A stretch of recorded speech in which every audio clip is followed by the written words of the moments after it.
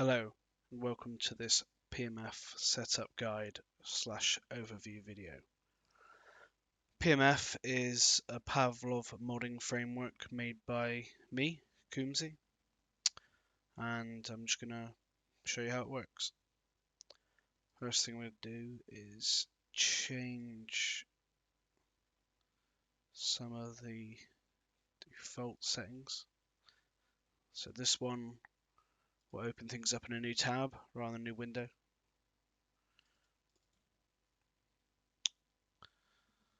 And this one will save when you compile successfully.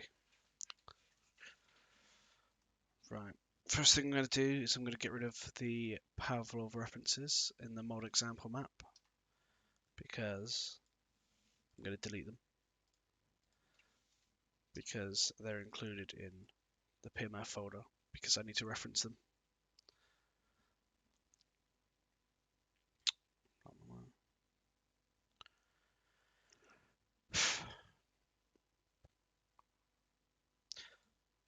I'm also going to delete the door meshes.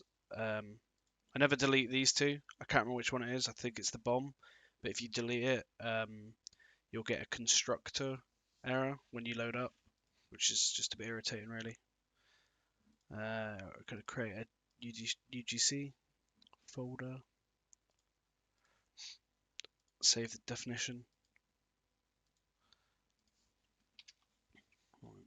PMF EG.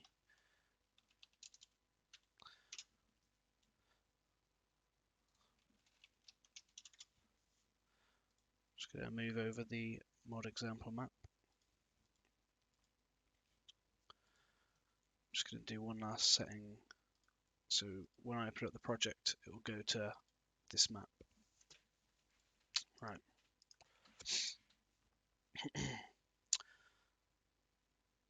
So now we're going to close this down. Go to the downloaded PMF from GitHub project. You can ignore these errors. It's just to do with the fact that the definition is not included. Test folders are just showing you how you would use it. So, and that's also what I use to test my current stuff on. So, and INF is for infection. So if you're not interested in that, don't worry about it. What we're going to do is right click, migrate. Okay. Go to our example project. And there we are. We're going to migrate.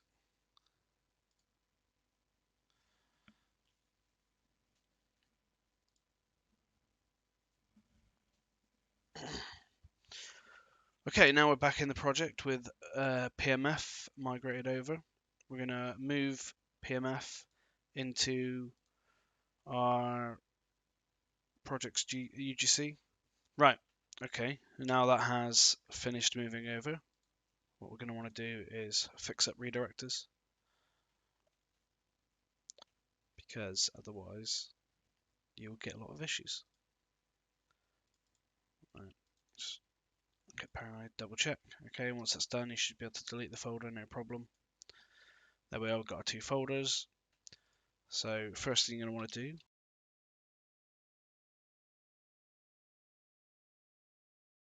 create a game logic blueprint from the PMF level.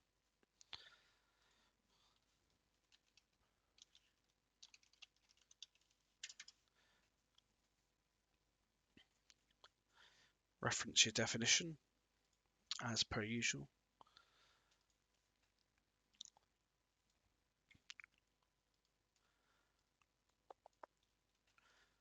And also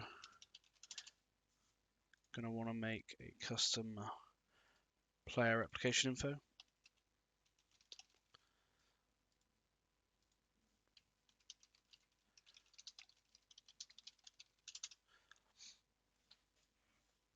Right. Okay, now that's done, let's go add the core PMF actors. Okay, so if you go to PMF Blueprints Level Actors Core, these are the blueprint actors that you need. If you have any extended versions, like we have our own game logic, don't use the original. Just use your version. Just going to add these. Class cacher, that just grabs default Pavlov classes like the weapon classes and some other defaults that it can. Debug handler handles logs from the client and the server. Dynamic material loader is for adding materials that are only used at runtime and won't be packaged if they're not referenced in the level otherwise. Material manager, I feel like I had a use for that at one point. Singleton, this is to stop yourself calling get all actors of class in tons of different places and caching a bunch of stuff. Basically, you can just reference this from anywhere and you can, add your cached variables like the game logic and stuff in here, and then you won't have to cache it everywhere. And finally, sound manager, which just handles general sound stuff, but it has a queued announcement system for if you don't want overlapping sounds. Okay, that is, actually, that's technically the core stuff, but obviously you need to be able to spawn. Now, the map entry spawn, is when you spawn in as a spectator, where you'll spawn. So you might want it above your map, looking over your map. Player spawn is where players will actually spawn. I'm just going to place 2 of those down.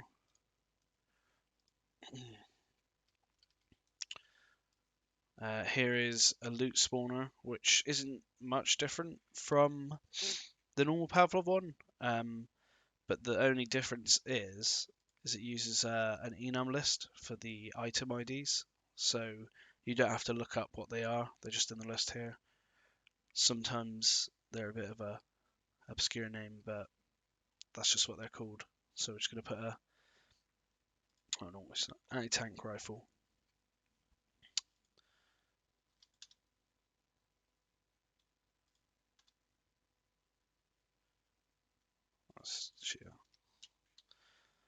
Okay, as you see, it's added it. It's just there for you. Okay, so that's basically all you need to get the level going. Obviously, do any default Pavlov stuff that you'd need to do, like putting kill volumes in that. Right. So now we're just gonna really quickly add a jump, just so we can see some of the features. So what we're going to do is we're going to go to our player replication info.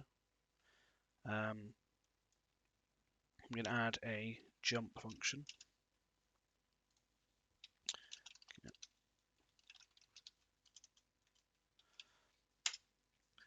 This is just a function to grab the pawn for you, or character rather. And we're going to just not call the jump function, we're going to do the launch character function. Just do, I don't know, 1000 force. Okay. And how we're going to activate this jump is we are going to, don't need that. We're going to use a custom scoreboard.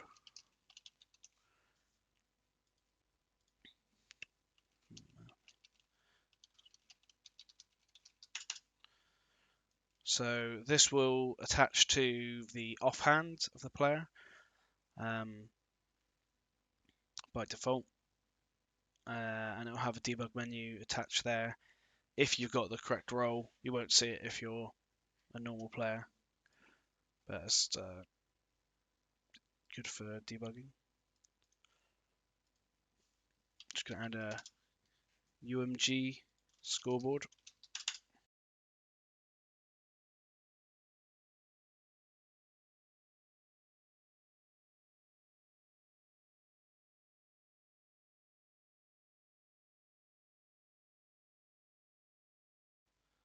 So when we click the jump button, we're going to grab the local PRI. So this is just whoever the local player is. UI won't ever be activated on the local player, so this is safe to just grab this. Because this is working with the PMF system, you'll have to cast it to your version. So obviously we're using our own player replication info. That should be fine, and then jump. Okay, so let's go back to the scoreboard, add that there, go into player replication info, and then add our custom scoreboard to it. So that will just spawn our scoreboard instead of the default one. Let's go into game logic and actually tell it to use our custom player replication info. Okay, so just go over some of the settings in the player one. Anything that says data or data replicated, basically it's just variables it needs to use at runtime and you don't need to worry about. Config dash or config something dash will obviously be something you can set up. So scoreboard. Interaction is for UI interaction in world. Cheat manager, we'll want to use this, but we'll sort that out later. Custom hand will be for interactions and stuff, which isn't quite in there yet, but will be soon, maybe.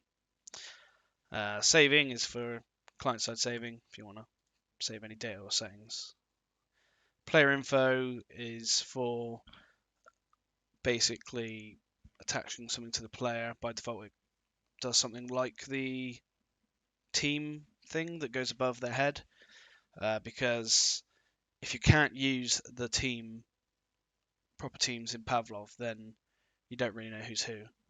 So I've just made a kind of basic one of that. Yeah, that's kind of it for the player replication info. You'll just do a lot of your own kind of code in here, depending on your mode. Like if you want to add a jump, obviously you add it in here, etc. Game logic, this is where a lot of the settings come from, and a lot of the, well, game logic. So again, data replicated, don't worry about it. So config game is PMF stuff, just for general game stuff. So number of rounds, just have 3. Full damage, don't want it. Disable pre-round movement, sure. Standby time, yeah. We don't want to end by elimination. Just put it on multi-team, because why not? Got free-for-all team versus team. Singleton, that's if you want to add your own stuff to a singleton, you can create your own version. That's just a backup anyway. You don't need to worry about that. Round start delay. A lot of this stuff just needs to sort of be there, but you can kind of configure it if you feel like you can get away with it. Default respawn time 3 seconds. Max player count -1. Just won't use that. Overflow. Okay, what happens if you have more people join? Should they be a spectator? Should they be kicked? Customs. You can set that up. Disable damage on pre and end round. GM properties is the Pavlov custom properties. So this is just, yeah, the default ones. A lot of these get ignored by the system because you can't really interact with them very well. So you kind of, sometimes they're just, you either use them or you don't sort of thing. There's no kind of in between. Default player settings. Okay, so we've set up our custom player replication info. This is for if you want asynchronous settings between players. So this could be different teams, like an infection. The zombies will have different settings for movement, etc. But it could also be for modes like Juggernaut and stuff, where, you know, one player will be special. This is default player settings, which just is basic stuff from health to scoring to loadout. Let's just give them a deagle.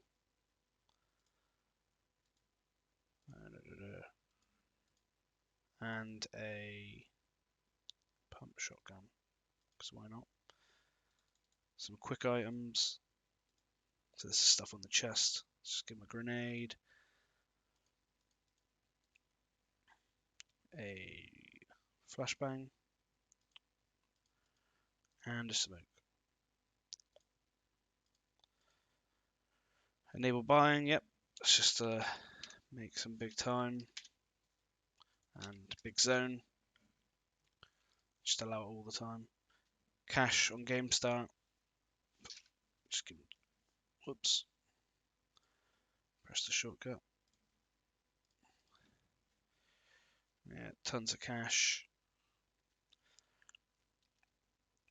Yep. Invisible is for weather characters. Using a partial invisibility, a bit like the kind of Predator style one. Custom gravity. This isn't a multiplier. This is like kind of an additive one. So if we just set something like 1,000, that's going to be 1,000 unreal force per tick, scaled by delta time. So this will just be a bit floaty. If you want to change to a custom player input, which we should probably do.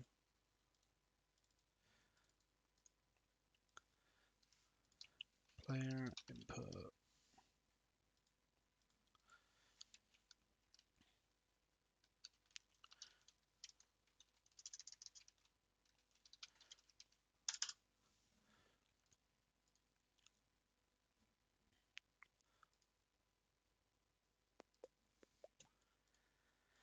Okay, so yeah, this is set up to just auto receive player input 0. The default one will handle it handles scoreboard opening and UI interaction with trigger, and some custom hand stuff with grips that isn't ready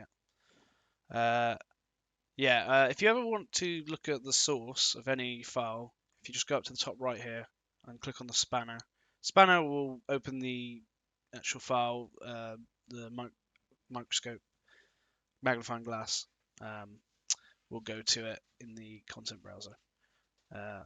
So if you want to look at some of the source or change it, which you're obviously welcome to do, as you can see, it's quite well commented. But the functions are much neater. As a general rule of thumb, if it's an event, it's something to do with networking, as you'll see here. And I'll have a prefix for multicast, server, and client. Or it's a bind as well. This is the damage stuff. Otherwise, it will probably be a function which you can override. I'm not going to go through all these because there's a lot, but you can search for that if you ever want to have a look at the base level stuff. Okay, right. Let's just check game logic. Got it hooked up to our definition.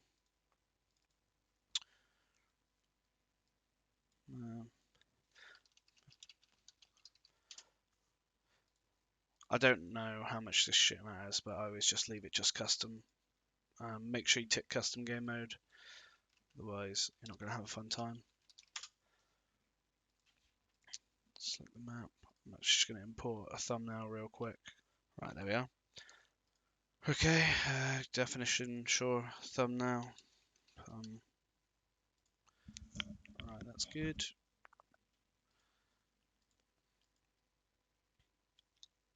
Scoreboard.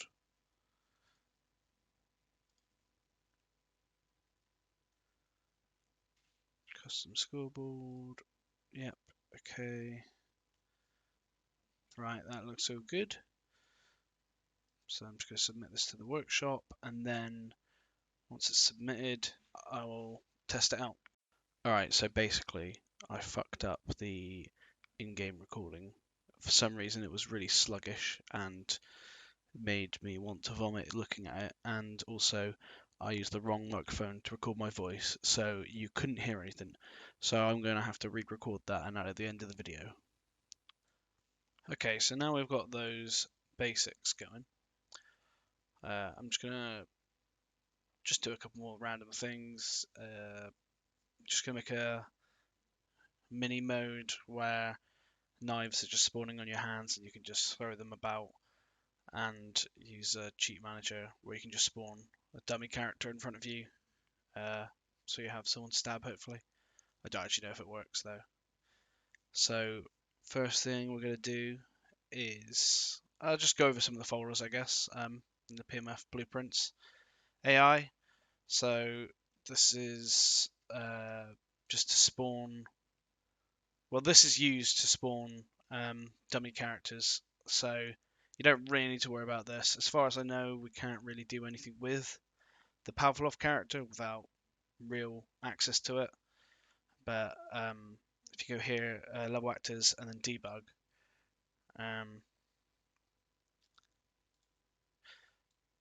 if we place one of these,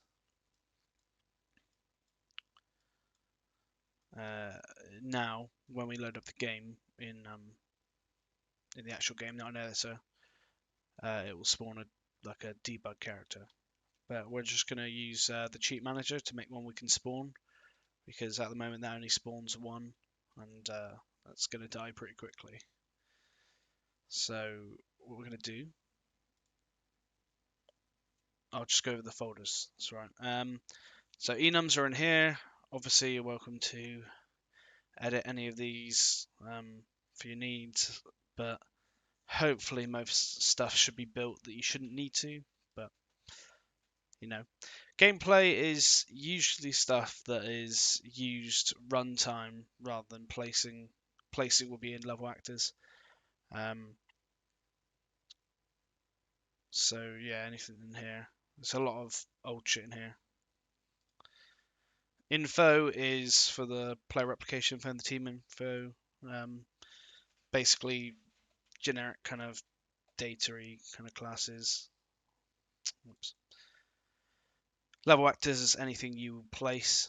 So yeah, we've been through most of that. Libraries, it's just function and macro library. It's pretty useful for just having some generic functions you don't have to worry about. Some of it's more PMF related stuff, some of it's more general stuff, some of it's more Pavlov kind of stuff. Macro library, it's not really too much to this, but mostly just to do with if you're a live build or you're in debug or beta, no, development or beta. Objects, so this is basically like global variables, well, like that. So this will just be random little things that you want to know, bits of data.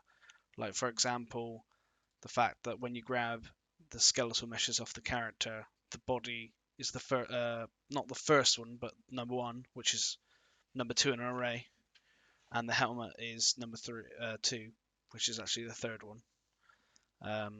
This is just so you don't hard code random bits everywhere and not know where they are. Yep. Saving, if you want to create a save game file, just save some data locally. You'll create a subversion of this. This one doesn't have anything in it because I don't save anything by default because I don't need to. Structs, this is where any of the struct data goes. Yeah, careful about changing these. Obviously, you're welcome to, but this throws a bit of a funny one, especially this fucking one. It's causing me so much pain. Just this might get more shit later on, but this is just a color picker that works in world.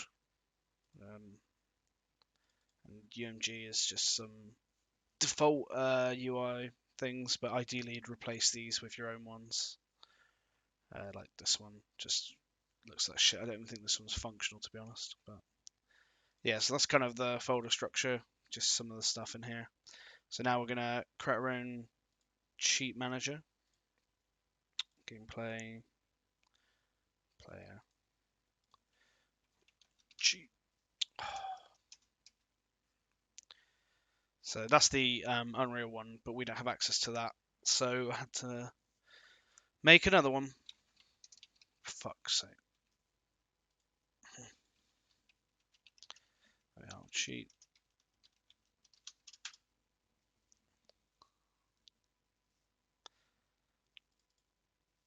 There we are. Okay. So this is spawned by the player replication info and uses its owner, which is the player controller, which means this can actually send RPCs to and from the server and client, but only its own client. You can't send ones to others because it's only relevant to its owner. So if you want to do some logic that tells everyone to do something, you have to, like a multicast, you'd have to put that somewhere else. So what we're going to do is have this add event, custom event. This isn't going well, is it? There we are. Server spawn AI in front of player. Okay, so this is going to be to the server. Sure, let's make it reliable. Okay, so I've just realized that I haven't actually referenced the owner of the cheat manager anywhere. So I'm just going to add that now. So this is on the PMF level, which is why I'll be using this stuff. So this should be in. I'll update the source with this. We're going to make it exposed on spawn and replicated to owner only. Okay, data replicated. Okay, now we're going to go to where it spawns the cheat manager. Cheats. As you see, we've got this pin now. Self. There we are. Compile. And now we should have, yay, a reference to the actual person we want to deal with. Right. There we are. So what we're going to do is we're going to get the location and we're going to get the forward vector. We're going to multiply this by a float. Forward.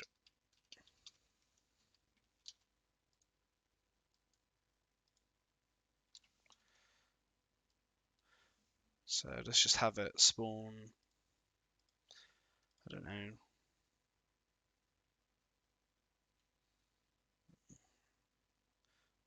what will this be? Will this be meter? Let's just times it by 5.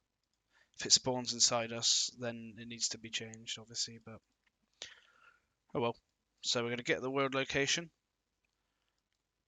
times it by our forward vector, and then we're going to get our PMF game logic reference, call a function called spawn AI, spawn Pavlov character. I'm going to make a transform, put the thing there, just leave those two as default, not really that bothered, to be honest. Boom. Then that should work in theory. So the forward offset didn't need to be 5, it needed to be 500 for a start. And also, just to make it a little bit easier, I'm going to add a bind input action. Let's have it on cycle fire mode. Why not? So when you press this, we'll get owning PIR, get cheat manager, cast to our version.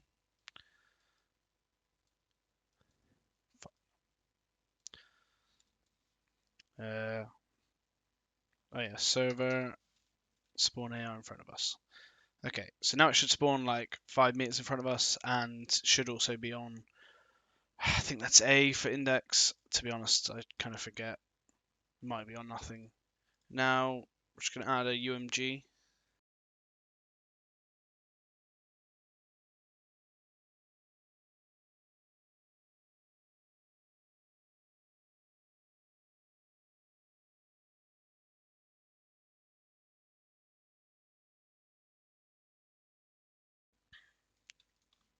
Get local cheat. There we are. This will get a reference to our, well, local cheat manager, which just grabs the local PR and then grabs the cheat manager. But, you know, so cast it because we've got our own version now. This is basically what you'll be doing. Like, you build the same way you'd build a game in UE4 is you build off the UE4 level stuff and then just cast it to your own version. If we had access to the Pavlov stuff, we'd cast to that to check a lot of stuff. But server spawn AI in front of us. Right, that should, in theory, work. So one thing we're going to do is we're going to find the debug handler, and in the debug menu classes, we're going to add one. We're going to add the cheat manager. We could change this to 1. Yeah, if I could just do that. So this will load up the cheat manager by default, rather than the log. Right, just actually add the cheat manager to player application info. Add your own cheat manager right there. Okay.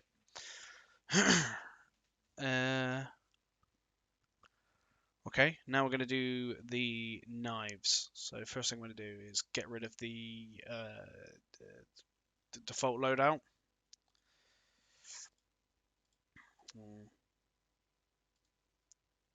So, yep.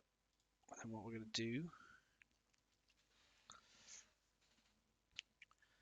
is in here, and graph, do that.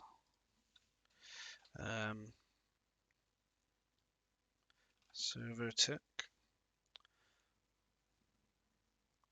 Oh no, there's a lot of functions here. Make sure anything you override, right click, add call to parent function. If you don't do this, you'll probably break shit. If you're obviously overriding it and trying to remove some of the core functionality, then yeah, don't call the parent. But otherwise, always call it. Right. So if you just look for the info category. Nope, that's not how you look for categories. Where is it? Oh, here we are. What we're going to do is we're going to get the hands actor. And then we're going to get attached actors. We're going to for loop. Nope, actually, you know what? I want to create a function for this. Does and have knife.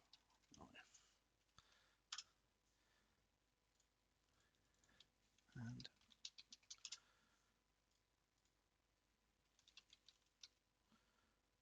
boom. Boom. B.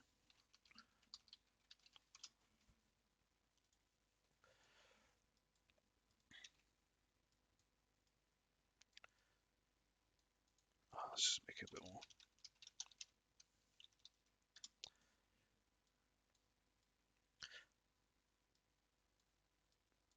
Right, so what we're going to do is going to loop for the attached actors, because if the knife is on our, or in our hand, it'll be attached to our hand actor. And we're going to get the class, if it equals get item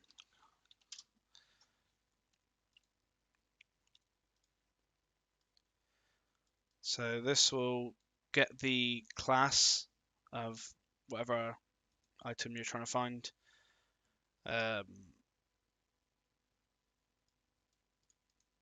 Let's just make sure that we actually have a valid reference, which we should, but you never know.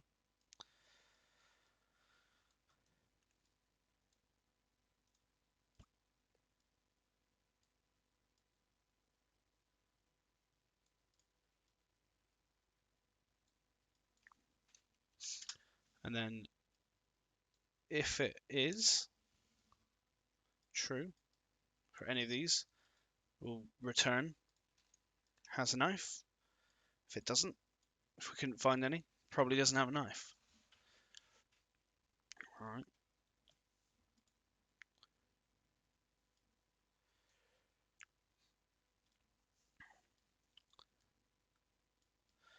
We're also going to make this a function. Check knives in hands.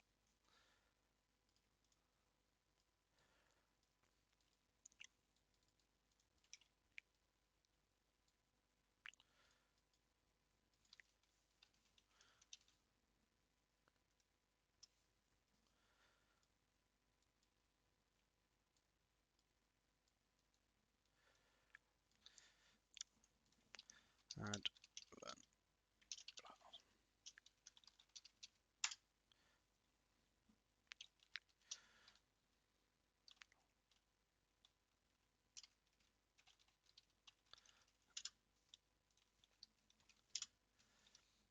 let's just add a delay of 1. And then what we're going to do is, the good thing about this is if you keep calling it, which this will,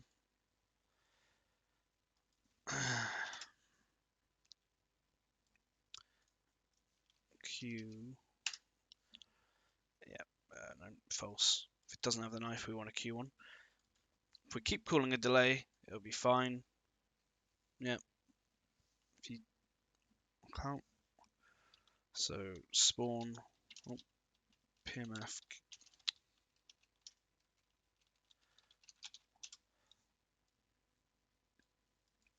spawn item on player. Dominant hand, not in inventory. We want a knife. And we want get self.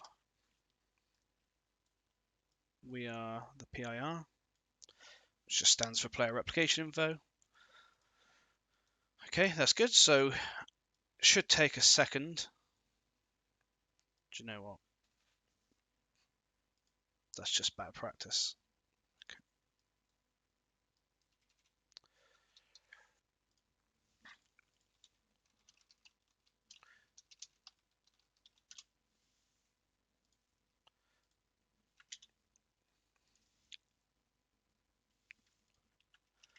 Keep changing my mind. God damn it.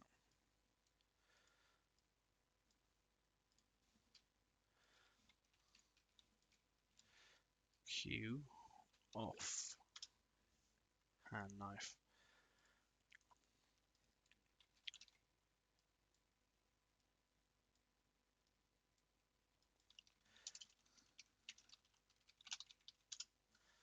There you are. Right, okay, I think that should work. Am I right on server tick? Check if the knives have hands. Getting the dominant hand, checking in here, attached actors. Okay, right, let's test this. I hope this works. And then we've also got our cheat manager to spawn us an AI in front of us. I say AI, it's you'll see. You'll see. Okay, now we're on to the demonstration part of the video. As you can see, we spawned in with our knives, and there is the anti-tank rifle, and over there is the dummy spawner. We've got our custom scoreboard with the cheat menu, the jump button. I'm just going to use the cheat manager to spawn an AI in front of us, as we hooked up earlier, and then use the binding to just spawn a few more. So now we're going to go to the custom scoreboard debug screen and just get the logs up. You'll see that the widget interactor is like flashing. That's because we're respawning the knife in the hand, and it's classed as an item, and it doesn't show up when there's an item. That's the jump functionality. that we put in. I clicked it a few times though. That's basically it. I'll just show you the admin panel, which is on by default. You can inspect players, teleport to them, kill them, kick them, ban them. Don't have to use this, but it's just in there by default. Based on your role, only admins can see it. Yeah, thanks for watching.